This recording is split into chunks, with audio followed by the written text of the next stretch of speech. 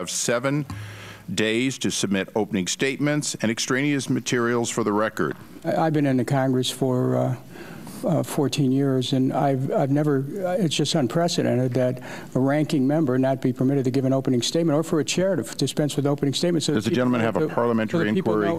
I didn't make a parliamentary inquiry. I'd ask if then the gentleman is no longer recognized. Maryland Congressman Elijah Cummings joins me now. Well, you didn't get the chance to make the opening statement. If that's the case, make it now. Well, the fact is that, Andrea, we need transparency and accountability. And we had a hearing today about HAMP, and that is the home mortgage program which helps people save their houses. There are a lot of problems with HAMP, but what we discovered was that the servicers and banks are some of the main culprits with regard to that problem. We had asked for a witness from the banking community and the servicing community, and Chairman Issa made a decision that he did not want that to happen.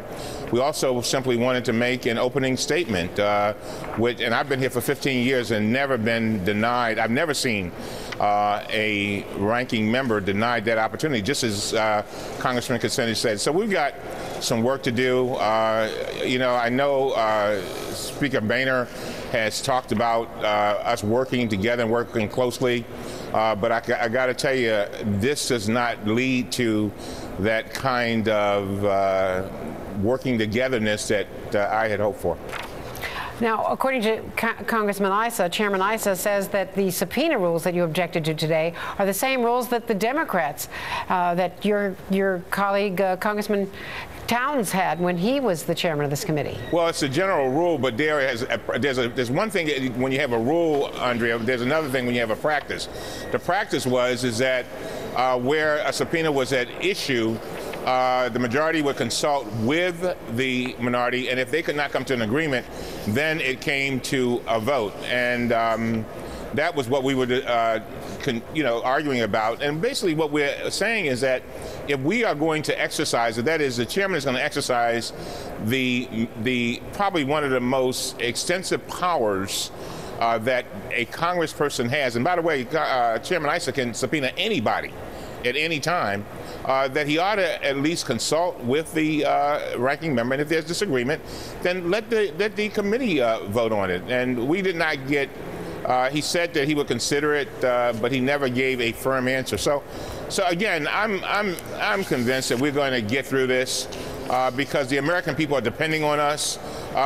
We are determined to address the issues of the American people, and as I've said many times, the American people back in the November election said they want us to work together. And as I told Chairman Issa yesterday, you can go alone and go fast, but if you really want to go far, you go together with others. And our entire committee is hopefully on that same page. Speaking of going together, who was your date last night? Congressman Gosar from Arizona. Wonderful gentleman, dentist, Republican.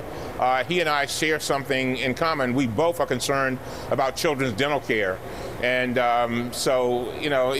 just a wonderful fella. And he's also on the oversight committee. And so I'm looking forward to working with him.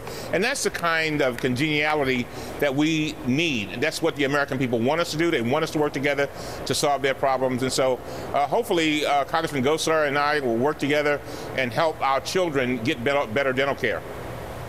And Congressman, in general, what did you think of the speech last night? Are you concerned that the president might be, in freezing discretionary spending, letting Republicans have a pass on cutting money from places like your district where you need it so desperately?